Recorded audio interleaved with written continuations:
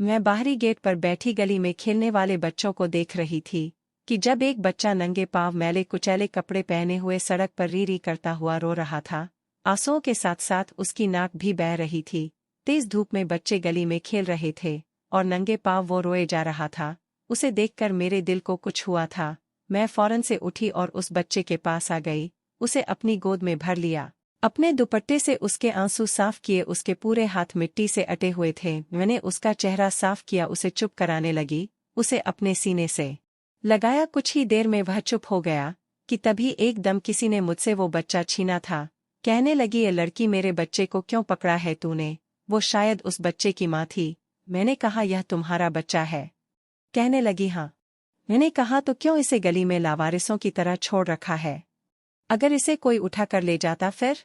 मेरी बात सुनकर उसने अपने बच्चे को सीने से लगाया और मुझे घूरते हुए अपने घर के अंदर चली गई।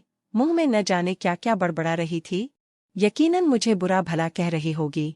इस वक्त मेरी उम्र सिर्फ 15 साल थी। मैं नहीं जानती क्यों, लेकिन मुझे बचपन से ही बच्चों से बड़ा लगाव था। मैं अभी गली में ही खड़ी थी जब मेरे सर पर एक चपत लगी थी। मैंने पलट कर देखा तो मेरी माँ मुझे घूर घूर कर देख रही थी। कहने लगी, कितनी बार समझाया है तुम्हें कि घर के अंदर रहा करो, मुंह उठाए घर के बाहर घूमने लग जाती हो। चलो अंदर। मेरी माँ ने मेरा कान पकड़ा और खींचकर घर के अंदर ले गई। मैं बार बार अम्मा से कहने लगी, मेरा कान तो छोड़ो अम्मा। मेरी माँ ने मुझे घर के अंदर दाखिल करने के बाद ही मेरा कान छोड़ा था। कहने लगी, कमबख्त, क्यों तुझे समझ नहीं आता कि माहौल बहुत खराब है। आजकल का लड़कियों का यूं गलियों में घूमना सही नहीं है। मैं अपनी ड्यूटी पर होती हूँ तो मेरा सारा ध्यान तेरी तरफ ही लगा रहता है। मैंने कहा, माँ, मैं अकेली घर में क्या करूं? अगर मेरा कोई छोटा बहन भाई होता तो मैं उसके साथ समय गुजार लेती। खाना तुम बना कर जाती हो, सफाई मैं 1 घंटे में कर लेती हूँ, फिर पूरा दिन घर में करने के लिए कुछ भी नहीं होता। मेरी अम्मा कहती, अपने स्कूल की किताबें पढ़ा कर।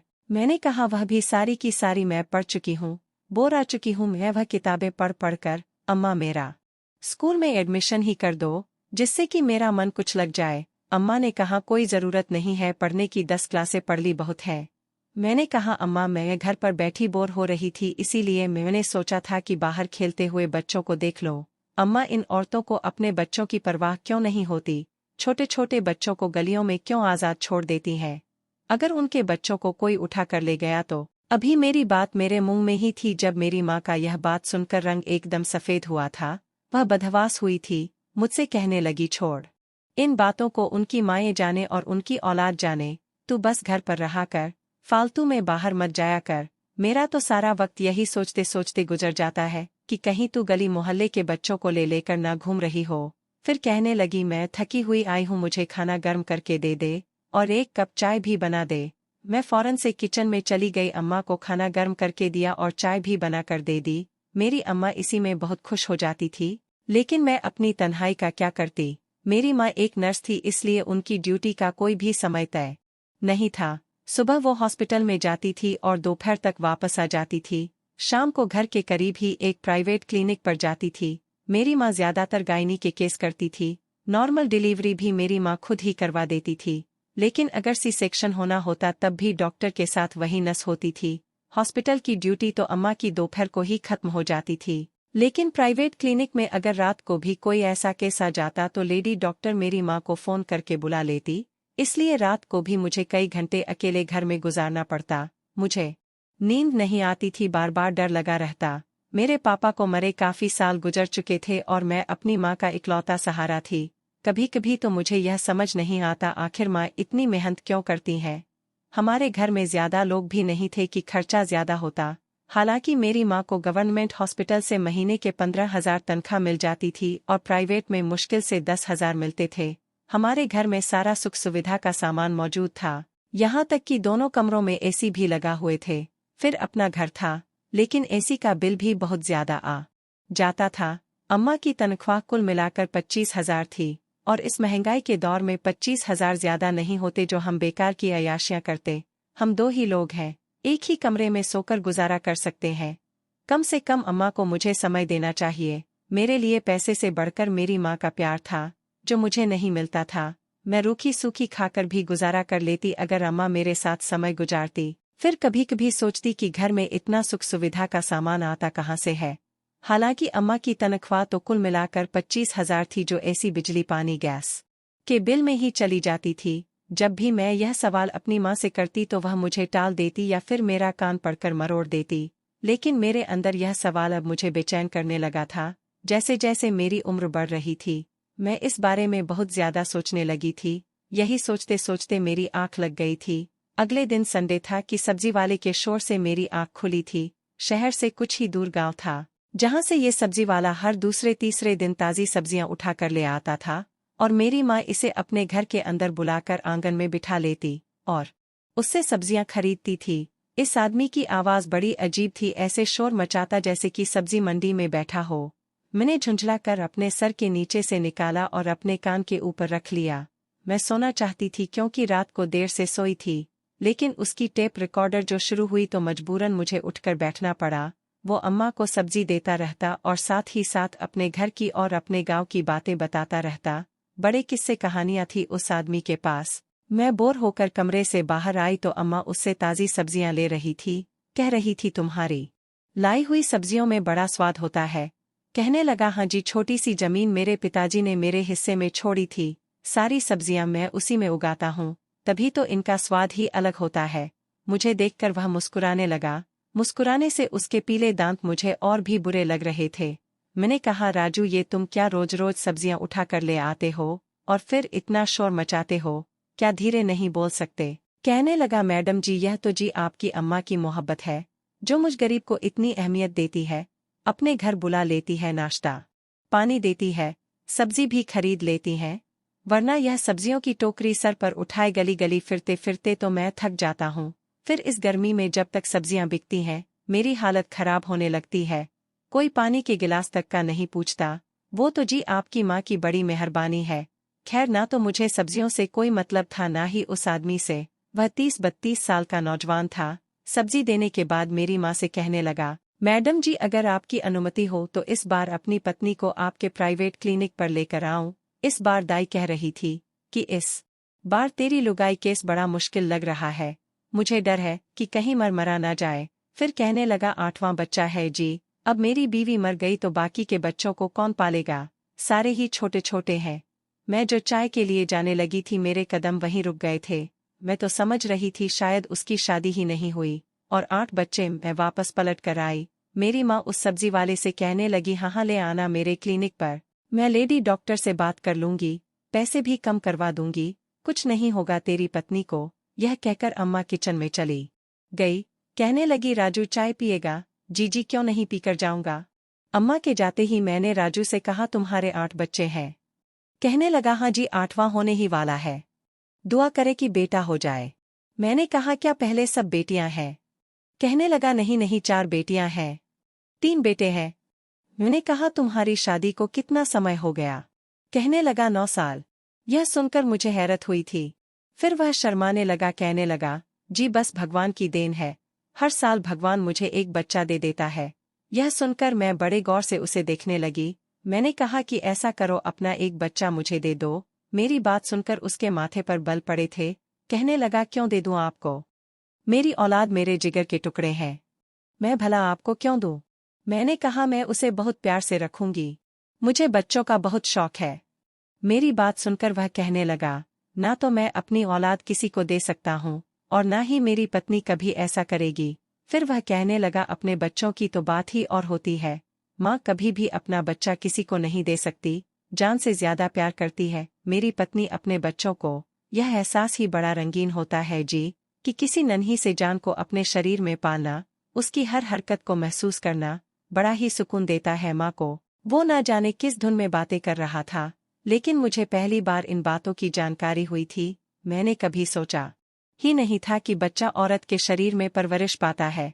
बस यही सुना था कि अस्पताल में एक खास कमरा होता है, नर्स आती है और जिस माँ को बच्चे चाहिए होते हैं, वह उन माँओं को बच्चा देकर चली जाती है। हालांकि मेरी उम्र 15 साल थी, मुझे इन बातों की जानकारी होनी चाहिए थी, लेकिन मेरी माँ ने मुझे कभी घर से निकलने ही नहीं दिया था, ना कोई सहेली बनाने दी थी। यहाँ तक कि मेरी माँ ने 10 क्लासें पढ़ने के बाद ही मुझे घर बैठा लिया था। मैं वहाँ से उठकर अपने कमरे में आ गई। राजू की बातों को सोचते हुए पहली बार मेरे अंदर एक अजीब सी ख्वाहिश ने जन्म लिया था कि मैं भी एक बच्चे को जन्म दूं। मुझे छोटे छोटे बच्चों से इश्क था। मैं जब भी किसी का छोटा सा बच्चा देखती तो मेरा दिल उसे प्यार करने के लिए मचलने लगता था। मैं उसे जल्दी से गोद में उठाकर चूमने लगती। एक बार वह सब्जी वाला अपना 2 साल का बेटा अपने साथ लेकर आया। कहने लगा, ये निगोड़ा मारा पूरा दिन अपनी माँ को तंग करता रहता है, इसलिए आज मैं इसे अपने साथ ही काम पर ले आया था। वह बच्चा बड़ा ही मासूम सा था। मैंने उसे पकड़कर अपनी गोद में बैठा लिया और उससे बातें करने लगी। वह बच्चा मुझसे अपनी तोतली जबान में बातें करने लगा। मुझे उसकी मासूम बातें सुनकर बहुत अच्छा लगा था, इसलिए मैं उसे प्यार करने लगी, छेड़ने लगी। राजू मुझे बड़े गौर से देख रहा था। कहने लगा, मैडम जी, क्या आपको बच्चे बहुत अच्छे लगते हैं? मैंने कहा, हाँ, मुझे बच्चे बहुत प्यारे लगते हैं। तभी तो तुमसे कह रही थी कि अपना एक बच्चा मुझे दे दो। तुम्हारे पास तो इतने सारे बच्चे हैं, एक मुझे दे दोगे तो तुम्हारा क्या बिगड़ जाएगा? मेरी बात सुनकर वह हंसने लगा। कहने लगा, ऐसे तो आराम से नहीं मिल जाते बच्चे, और फिर इंसान अपनी औलाद किसी को नहीं दे सकता। मैंने बच्चे को जाने से पहले 50 रुपए दिए थे। वह बहुत खुश हो गया।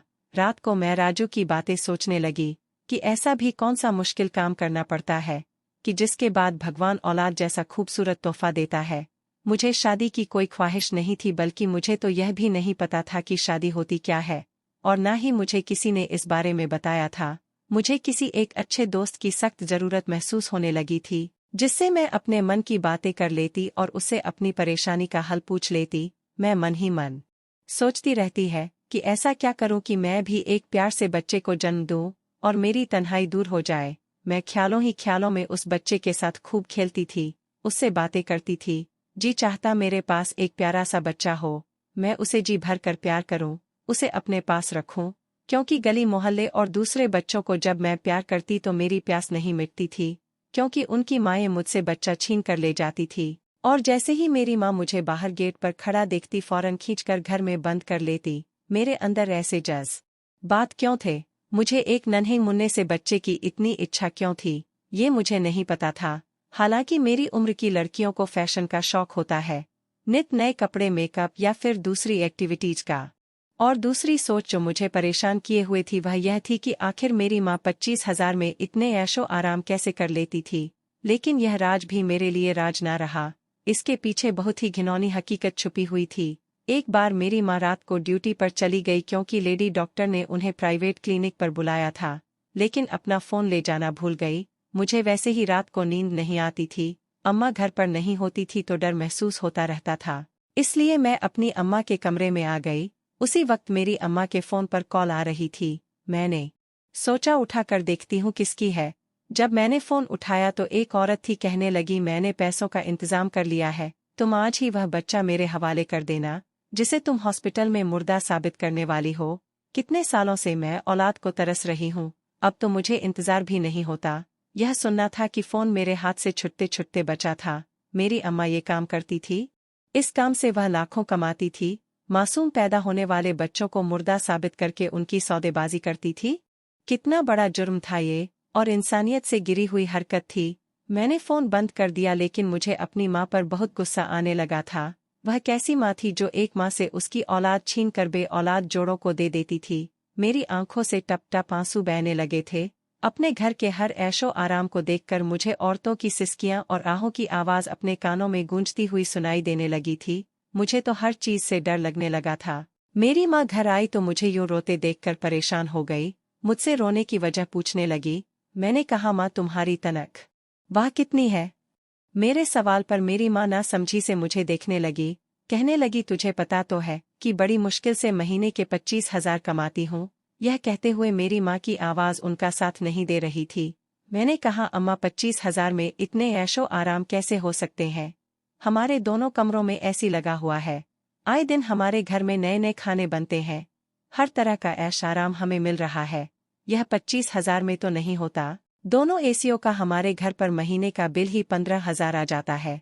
कैसे पूरा होता है सब? मेरी बात पर मेरी माँ कहने लगी कि मैं रात की ड्यूटी भी दे रही हूँ, उसके पैसे भी मुझे अलग से मिलते हैं, बस हो जाता है सब कुछ। तू आज ये क्यों पूछ रही है? मैंने अपनी माँ का मोबाइल उनके हाथ में रख दिया। मैंने कहा, एक औरत का फ़ोन आया था, कह रही करके कब दे रही हो? यह सुनकर तो मेरी माँ का रंग उड़ गया था। वह मुझसे नज़रें चुराने लगी। मेरी आंखों से आंसू बह रहे थे। मेरी माँ ने कहा कि मैं सिर्फ उन औरतों के बच्चे लेती हूँ जिनके पहले से बहुत ज्यादा बच्चे होते हैं और वह खुद नहीं समझ पाते हैं कि बच्चों को कैसे पालेंगे। लेकिन जाहिर सी बात है, माँ अपनी औलाद देने का हौसला नहीं रख सकती, इसलिए मैं उन बच्चों के अच्छे फ्यूचर के लिए उन्हें एक अच्छी फैमिली को ड्रॉप कर देती हूँ। बच्चे को कुछ समय के लिए बेहोश करके सबके सामने यह साबित कर देती हूँ कि बच्चा मुर्दा है और ऐसे लोगों को दे देती हूँ जो बे औलाद होते हैं, और वो फैमिली बच्चों को पढ़ा लिखा कर उन्हें अच्छा फ्यूचर दे सकती है। मैं उन बच्चों को एक अच्छा फ्यूचर देने के लिए ही उन्हें उनके सगे माँ बाप से अलग करती हूँ। मैंने कहा, क्या आप अपनी औलाद को भी किसी दूसरे को दे देंगे? शायद इसीलिए भगवान ने तुम्हें कोई दूसरी औलाद नहीं दी, क्योंकि तुम्हारे सीने में ममता का दिल ही नहीं है। मेरी बात सुनकर मेरी माँ को गुस्सा आ गया और उन्होंने मेरे मुंह पर जोर से थप्पड़ दे मारा। कहने लगी, शर्म नहीं आती माँ के सामने जवान चलते हुए? तुम्हारी खातिर ही सब कुछ कर रही हूँ ताकि तुम्हारा फ्यूचर अच्छा हो सके, और एक तुम हो कि। मेरी माँ अपने कमरे में चली गई। मुझे अपनी माँ की खुदगर्ज सोच पर अफसोस हुआ था। मेरे अच्छे फ्यूचर के लिए वह इस कदर खुदगर्ज और अंधी हो चुकी थी कि एक माँ से उसकी औलाद को छीन कर किसी दूसरे के दामन में डाल देती थी ताकि मैं अच्छी जिंदगी जी सकूं। मुझे अपनी माँ पर बेतहाशा गुस्सा आने लगा, लेकिन इसके साथ ही मेरे दिमाग में एक बिजली सी चमकी थी। आखिर मेरी माँ मुझे बाहर क्यों नहीं निकलने देती? क्यों मुझे स्कूल में पढ़ने के लिए नहीं भेजती? क्यों मुझे लोगों से मिलने जुलने नहीं देती? कहीं मेरी माँ ने मुझे भी अस्पताल से। इसके आगे ही मेरी सोच ने मुझे कांपने पर मजबूर कर दिया था, और मैं उसी पल अम्मा के सामने खड़ी थी। मैंने अम्मा का हाथ अपने सर पर रखा। मैंने कहा, माँ कसम खाओ मेरी, क्या मैं आपकी सगी औलाद हूँ? इतना सुनना था कि मेरी माँ ने मेरे सर से अपना हाथ नीचे खींचा था और नजरें चुरा गई। मैं सब समझ गई थी। मेरी आंखों में आंसू भर आए थे। मैंने कहा, अम्मा आपने मुझे भी मेरे सगे माँ बाप से अलग कर दिया। अम्मा एकदम मेरी तरफ पलटी। कहने लगी, ना मेरी बच्ची ना, मैं तुझसे बहुत प्यार करती हूँ, बिल्कुल सगी औलाद की तरह तुझे चाहती हूँ। हाँ, यह सच है कि तू मेरी औलाद नहीं है, लेकिन से आगे मैंने अपनी अम्मा की एक बात भी नहीं सुनी और मैं अम्मा के कमरे से अपने कमरे में आ गई और बेतहाशा रोने लगी। मैं जिसे अपनी माँ समझ रही थी वह तो मेरी माँ थी ही नहीं। समझ नहीं आ रहा था जाऊं तो कहाँ जाऊं। मुझे अब उस औरत से सख्त नफरत महसूस हो रही थी जिसे मैं अपनी माँ समझती रही। मैंने अपने आंसू साफ यह मैंने सोच लिया था कि मुझे अब इस औरत के साथ नहीं रहना जो हराम की कमाई से मेरा पेट भर रही थी। लेकिन मेरा कोई नहीं था, मैं जाती तो कहाँ जाती। फिर मुझे उस सब्जी वाले का ख्याल आया। मुझे उसके गांव का नाम पता था, लेकिन घर नहीं जानती। मैं अम्मा को बिना बताए घर से भाग गई और सब्जी वाले के गांव में पहुंच गई। मैं बस में बैठकर राजू के गांव पहुंची थी। बस से उतरकर जैसे ही गांव में दाखिल हुई मुझे राजू का घर ढूंढने में कोई भी मुश्किल नहीं हुई थी। मैंने सिर्फ राजू सब्जी वाले का नाम लिया था और राह चलती एक औरत ने मुझे उसका घर बता दिया। मैं उसके घर पहुंची तो दरवाजा उसकी पत्नी ने खोला था। पीछे बच्चों का शोर था। मुझे देखकर पूछने लगी, कौन हो तुम? मैंने कहा, यह राजू का घर है। वो कहने लगी, हाँ जी, राजू का ही घर है। मैंने कहा, मुझे उससे मिलना है। यह सुनकर उसकी पत्नी ने बड़ी तीखी निगाह मुझ पर डाली थी। कहने लगी, क्यों मिलना है राजू से? मैंने कहा, मुझे उससे कुछ जरूरी काम है, आप उसे बुला दें। वो मुझसे बहस करने लगी। इतने में ही राजू भी दरवाजे के पास आ गया। मुझे देखकर अपनी पत्नी से कहने लगा, अरे यह नर्स की बेटी है, पगली पीछे हट, तू थानेदार बनकर मैडम जी से न जाने क्या क्या सवाल जवाब कर रही है। मेरे बारे में जानकर उस औरत के बात करने का अंदाज बदला था। वह खुश हो गई। मैं घर के अंदर आई तो राजू की पत्नी कहने लगी, मैडम जी आपकी माँ जी नहीं आई आपके साथ, आप अकेली आई हो? मैंने कहा, हाँ मैं अकेली आई हूँ। ये सुनकर वो हैरान हुआ था। कहने लगा, अकेली कैसे आ गई? बड़ी मैडम ने आपको अकेले आने की इजाजत कैसे दे दी? मेरी बात सुनकर वह परेशान हुआ था। मैं रोने लगी और रोते हुए उसे सारी बात बता दी। मैंने कहा, मुझे अब अपनी माँ के पास वापस नहीं जाना, और मेरी माँ को तुम यह कभी मत बताना कि मैं तुम्हारे पास हूँ। यह सुनकर उसकी पत्नी के चेहरे पर नागवारी के हाव भाव उभरने लगे थे। कहने लगी, हम तो पहले ही बड़ी मुश्किल में जिंदगी काट रहे हैं मैडम जी, और तुम्हारा बोझ नहीं उठा सकते। उसकी बात से साफ लग रहा था कि वह मुझे रखना नहीं चाहती, लेकिन राजू ने उसे चुप करवा दिया। कहने लगा, तू अपने कमरे में बच्चों को देख जाकर। वो गुस्से से रामू को घूरते हुए चली गई। रामू मुझे एक कमरे तक ले गया। कमरे का दरवाजा खोला, उसकी साफ सफाई की।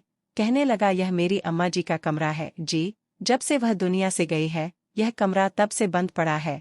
आप जब तक चाहे यहाँ रह लो, चिंता मत करो जी, सब ठीक हो जाएगा। मुझे वहां रहते हुए 1 महीना ही हुआ था कि जब राजू की पत्नी का उससे झगड़ा होने लगा कि गांव वाले बातें बना रहे हैं कि यह लड़की किस हैसियत से यहाँ रह रही है। राजू, इसे बाहर निकालो या उसकी माँ को बुलाओ यहाँ। मैं इसे अब यहाँ बर्दाश्त नहीं कर सकती। मैं अपने कमरे में बैठी सब सुन रही थी। कुछ देर में राजू मेरे कमरे में आ गया। मैं जानती थी वह मुझसे क्या कहने आया है, और वही हुआ। वह कहने लगा कि तुम्हें अपनी माँ की से सुलह कर लेनी चाहिए और वापस चले जाना चाहिए।